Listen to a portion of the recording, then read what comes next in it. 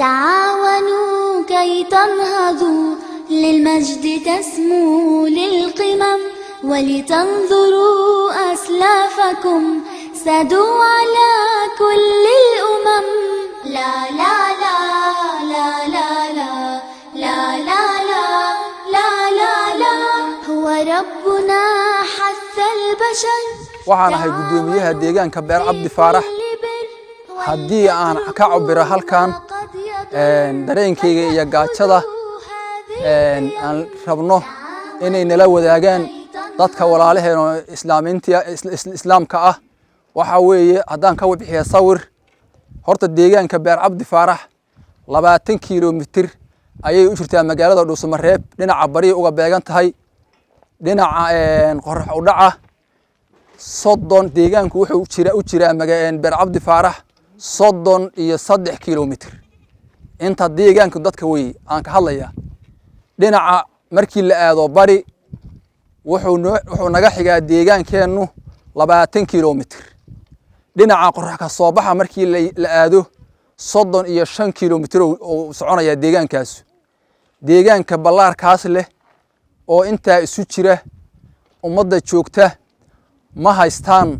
dhibaatada ugu weyn waxay tahay ma haystaan wax biyo la yiraahdo biyaha ay isticmaalaan deegaanka ballaarkaas leh waxa laga keenaa meesha la yiraahdo Dhuusamareeb fuustada biyaha waxay ka joogtaa 200 oo liitar ah $4 iyo bar ma awoodaan dadka danyarta ah inay gataan biyahaas